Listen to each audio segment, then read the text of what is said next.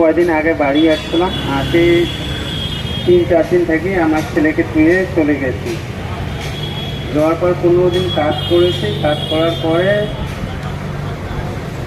একদিন হঠাৎ কাজে যাই।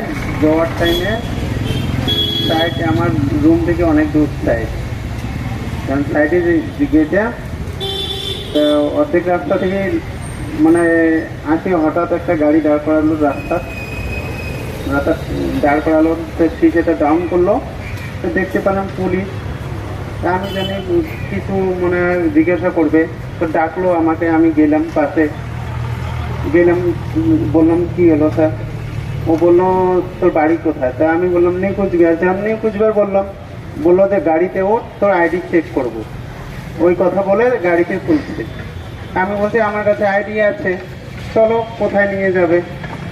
তো ও বললো চলো। আমি গেলাম ওর সাথে, যখন থানা ক্রস করে চলো গেলো, তখন আমি বলছি স্যার এদিকে তো থানা, ওদিকে তো না। তো বলছে এই থানা না, বড় থানা নিয়ে যাবে। পরে বড় থানা না নিয়ে যায়, একটা রুমের মধ্যে নিয়ে যায় মারপিট করলো। মারপিট করার পরে কিছুক্ষণ পর ও চলে গেল। চলে যায় ওইখান থেকে আর কিছু লোক নিয়ে আসলো। কোথা থেকে যে তুললো ওটা আমি জানি না, নিয়ে আসলো। আসে ওদের আলাদা রুমে রেখে দিয়েছে, আমাকে আলাদা রুমে রেখে দিয়েছে।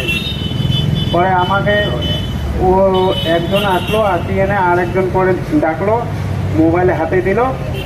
ওকে বললো যে ভিডিওটা চালু করবি, যেন একে এক কথা জিজ্ঞাসা করবো, ভিডিওটা চালু করবি। তো ও আমাকে বলছে যে তুই বাংলাদেশি নাকি, এই কথাটা বল। তা আমি বললাম আমি তো বাংলাদেশি না, আমি ইন্ডিয়ান। তো বলছে যদি তুই বাংলাদেশি স্বীকার করিস তাহলে আমি তোকে ছেড়ে দেবো।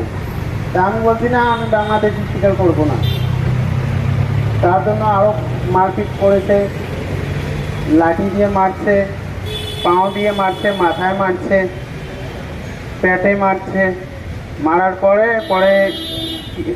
মারপিট করে নিয়ে গেছে আমাকে 8টা-15 নিয়ে গেছে সকালে। আর আমাকে ছাড়ছে 6টার দিকে, সন্ধ্যে 6টা। আর ওই যে যেমন আমাকে ছেড়ে দেয়, তা আমাকে গালা শুকিয়ে যাচ্ছিলো, পানি চেয়েছিলাম, পানির সাথে কি যেন মিশিয়ে দিয়েছিল। তখন মিশিয়ে দিয়ে কোথায় যে নামে দিয়ে চলে গেল আমি জানি না। তারপরে মোবাইলটা দিয়ে দিল আমার। মোবাইলটা দেখলাম আর নম্বর কোনো নাই। পরে কোনো মতন করে আমার ভাই ছিল ওইখানে, ওর সাথে কন্ট্যাক্ট করলাম। করে বললাম ভাই আমার মাথা ঘুরছে, আমি কিছু বলতে পারছি না যে কোথায় আছে, এইরকম ব্যাপার। আমার মোবাইলে ওলা অ্যাপ ডাউনলোড করা ছিল। আমি লোকেশন আমার দাদা দিয়ে পাঠালো। আমি লোকেশন চেক করে ওলাওয়ালাকে বলে দিয়েছে ভাই যেখানে যে লোকেশনটা থামবে ওইখানে আমাকে নামে দেবে। পরে ও ওলাওয়ালা নিয়ে আসলো। পরে আমি বলে দিয়েছি ওলাওয়ালাকে ভাই যদি আমার ঘুম ধরে এই নম্বরটাতে কল করবে, ও আমার দাদা আর কি নিয়ে যাবে। পরে আমার গাড়ি ওইখানে না পৌঁছিতে আমার দাদা ওইখানে বলে পৌঁছে গেছে, পৌঁছে যেয়ে নিয়ে আসলো। আসি এইখানে মনে করো হসপিটালে নিয়ে গেছে। বলছে হসপিটালে নেয়নি। আমি তো জানি না, আমার দাদা জানে। বলছে হসপিটালে নেয়নি, ওইখানে কেস করতে বলছিল। তো ওইখানে কেস করলে তো ওইখানে পুলিশ তো আরো ঘুষ খাওয়া পুলিশ, যদি মনে করো কিছু বলতে যায় উল্টা আমাকে ফাঁসাবে। ওই জন্য ভয় খেয়ে আমাকে নিয়ে চলে আসলো। তারপরে তিনি সবাই সাথে আসলাম, আসি এনে এইখানে। তারপরে রাত্রে বেশি হয়েছে, কুচবিহারে ভর্তি করছে। ভর্তি করার পর বাড়িতে আসলাম। বাড়িতে আসি কয়দিন হলাম, হওয়ার পর এই যে কালকে এইখানে আসলাম। এখন রিপোর্ট দিয়েছে মাথায় রক্ত জমেছে।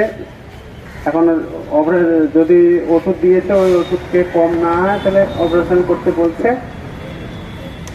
এখন অপারেশন করব, আমার কাছে টাকাও নেই, আমি যে বাড়িতে খাবো তারও টাকা নেই। আর উল্টো দিয়ে কালকে আমার কারেন্টের বিল এসেছে 22,000 টাকা। আমি তো এতদিন থেকে বাড়িতে ছিলাম না, 22,000 টাকা বিল এসেছে। এখন ও বিল যদি আমি না দিই আমার লাইট কেটে দেবে। আমি এখন কোথায় থেকে পাবো এইসব টাকা? আমার চিকিৎসা করার টাকা নাই, আমি খাবো তারে টাকা নাই। এইখানে যে এসেছি তাম খাওয়ার টাকা আমাকে দিল। এখন আমি কোথায় দেখি পাবো?